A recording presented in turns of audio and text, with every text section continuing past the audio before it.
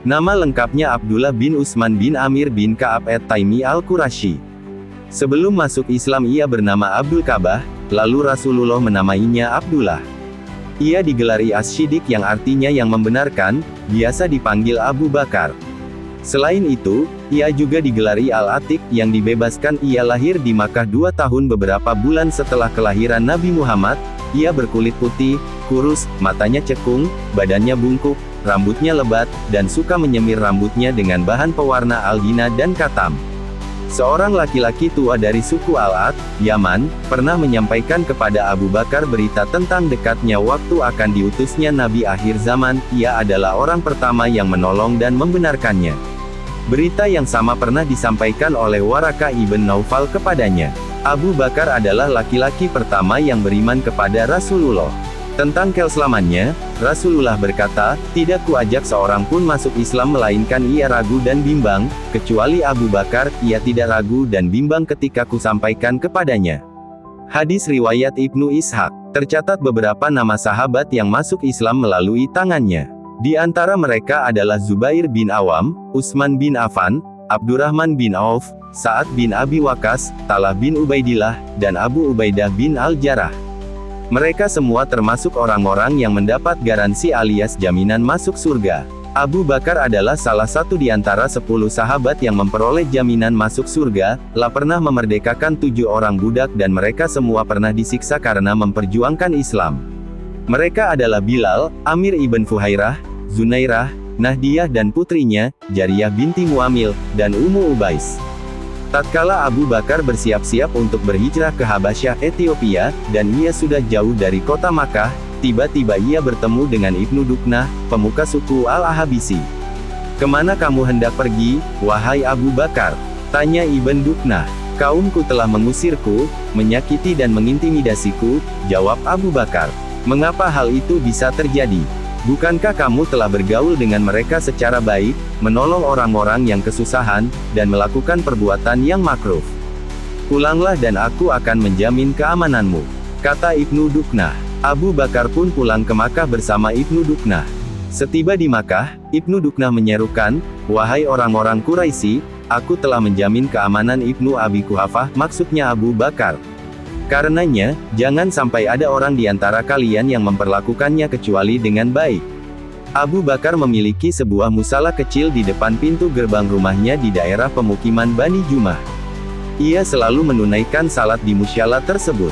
Karena Abu Bakar adalah orang yang berhati lembut, maka pada saat membaca Al-Quran, ia selalu menangis. Hal ini mendorong anak-anak, para budak, dan kaum wanita di sekitar musalanya selalu mendekatinya. Mereka terharu dan heran melihat kondisi Abu Bakar yang semacam itu.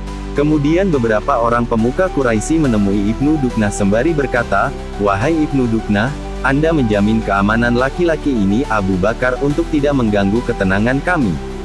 Jika ia salat dan membaca apa yang dibawa oleh Muhammad, Al-Quran, ia selalu menangis. Kami khawatir anak-anak, kaum wanita dan orang-orang lemah kami akan termakan fitnah.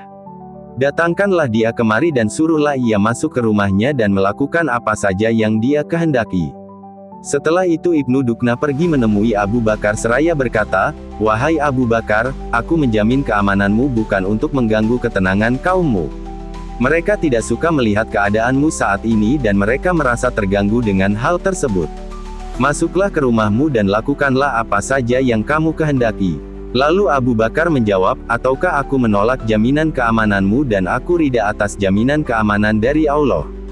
Setelah itu, orang-orang bodoh kaum Quraisy mulai berani mengganggu Abu Bakar. Mereka terkadang meletakkan tanah di atas kepala Abu Bakar sewaktu berada di Ka'bah.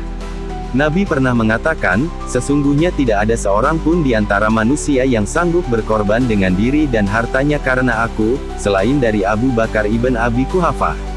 Sekiranya aku ingin mengambil seorang kekasih, aku akan mengambil Abu Bakar sebagai kekasihku. Akan tetapi persaudaraan Islam lebih utama. Hendaklah kalian menutup semua pintu yang ada di masjid ini kecuali pintu Abu Bakar." Hadis riwayat Bukhari. Ia adalah teman setia Rasulullah dalam perjalanan hijrah dan yang menemani beliau ketika berada di Gua Sur. Abu Bakarlah yang dimaksud dalam firman Allah berikut, dia salah seorang dari 2 orang ketika keduanya berada dalam gua. At-Taubah 40. Ia tidak pernah absen mengikuti semua peperangan bersama Rasulullah. Putrinya, Aisyah Ummul Mukminin, adalah wanita yang paling dicintai oleh Rasulullah.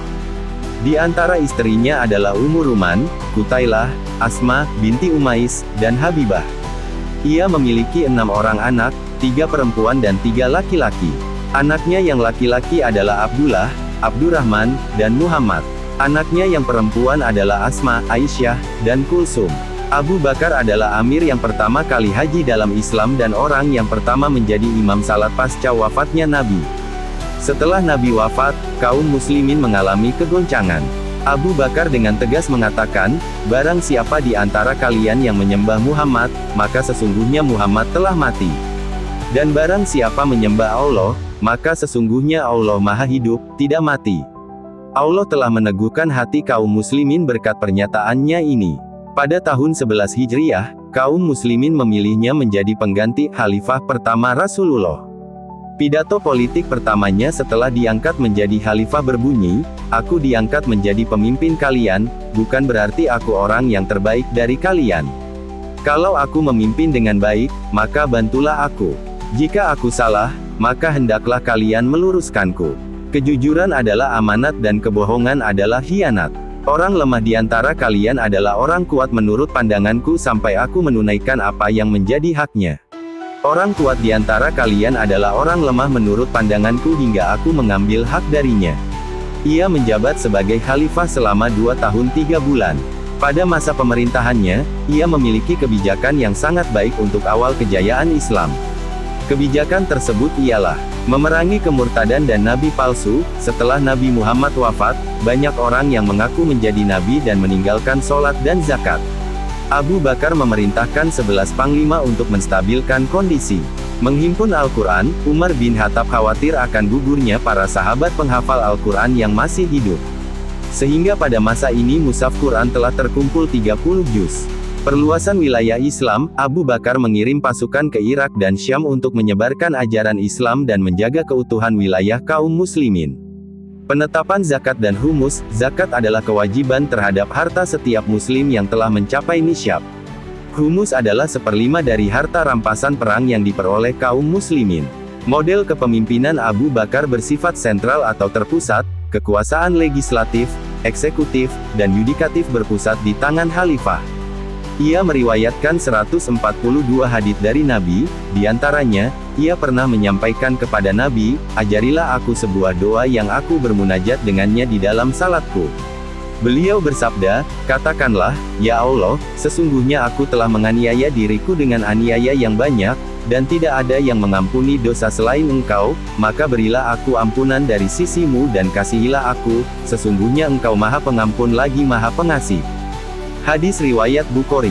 Tentang Abu Bakar, Hasan ibn Sabit bersyair, "Jika kamu teringat suatu hajat dari saudaramu yang kamu percayai, maka ingatlah apa yang pernah diperbuat oleh Abu Bakar.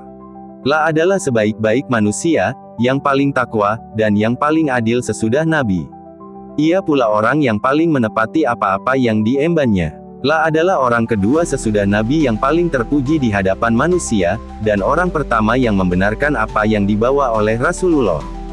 Tatkala Abu Bakar As meninggal, Ali bin Abi Thalib As berujar, "Semoga Allah mengasihimu, wahai Abu Bakar.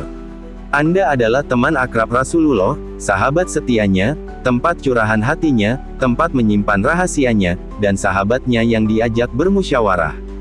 Anda adalah laki-laki pertama yang masuk Islam, orang yang paling tulus imannya, orang yang paling baik yang menemani Rasulullah, yang paling banyak kebaikannya, yang paling mulia di masa lalu, yang paling mulia kedudukannya, yang paling tinggi derajatnya, dan yang paling mirip dengan Rasul dalam hal petunjuk dan jalannya. Allah menamaimu dalam kitabnya dengan nama Sidik, yang membenarkan.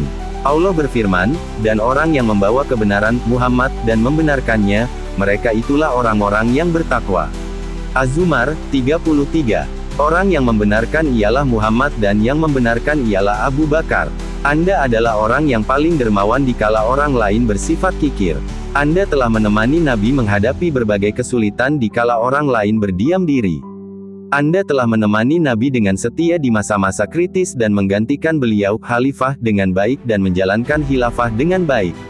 Abu Bakar meninggal tahun 12 Hijriah dalam usia 63 tahun, persis seperti usia Nabi saat meninggal.